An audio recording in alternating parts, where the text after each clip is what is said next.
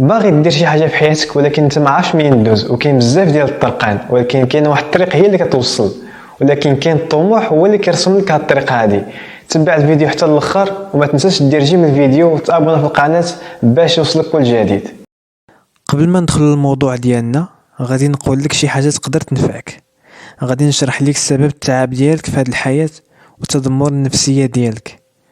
غادي نقولها لك بحال الحساب ديال الرياضيات. اسمع مزيان، الحياه بحال شي دوائر.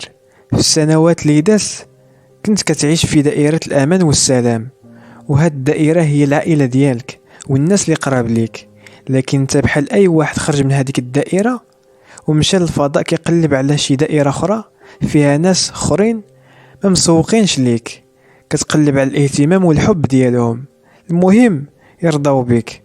وهكذا وليت بحال شي الكترون كيدور في الفضاء ما عنده حتى قيمه، وكيقول باللي راه ضايع ومظلوم في دائره السلام والامان اللي كان فيها في الاول. واي حاجه كتقلب عليها راه في دائره الامان اللي كنتي فيها من قبل. رجع لدائره الامان ديالك باش تكون بخير.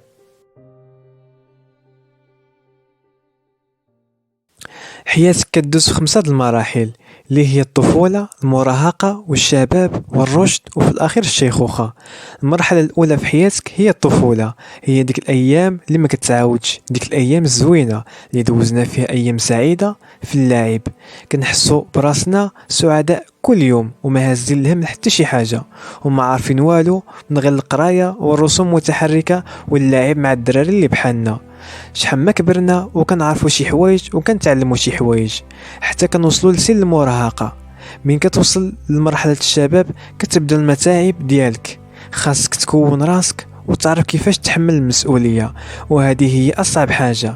غادي تدوز في تجارب بزاف اللي غادي تعلم منهم ورجعوك قوي ومؤهل تكون قاد براسك.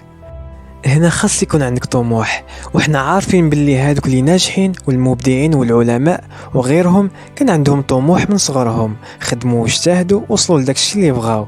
اليأس والإحباط وخيبة الأمل كيولدوا مشاعر كتدمر الإنسان وكيحطموه وكتقطع عليه طريق النجاح. والطموح كيدفع الإنسان لقدام باش يحقق أحلامه، والهدف ديالك يقدر يكون بعيد وكتقول مع راسك مستحيل نوصل، لكن بخطوة بخطوة غادي توصل. دير قدامك سبب وسول راسك علاش باغي توصل لداك الهدف اللي باغي انت.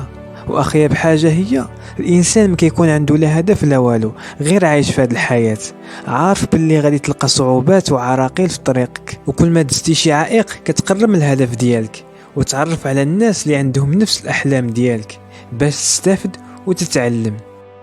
وحتى واحد ما عنده الوصفه السحريه اللي كتقلب عليها انت باش توصل لداكشي اللي باغي. وما كايناش شي حاجه سميتها الوصفه السحريه، كاينه واحد الحاجه اللي هي شنو كتعرف دير انت، شنو قادر تعطي وشنو في عقلك، شحال ديال المعلومات اللي في راسك. وهنايا كنرجعوا للعلم، خاص تتعلم الا باغي دير شي حاجه في حياتك، والعلم هو اللي كيوصل لاي حاجه. وما تبقاش عاصر في شي كافي 3 السوايع في النهار وتقول لي ما كاين والو. قرا، تعلم اي حاجه تقدر تنفعك من هنا لقدام.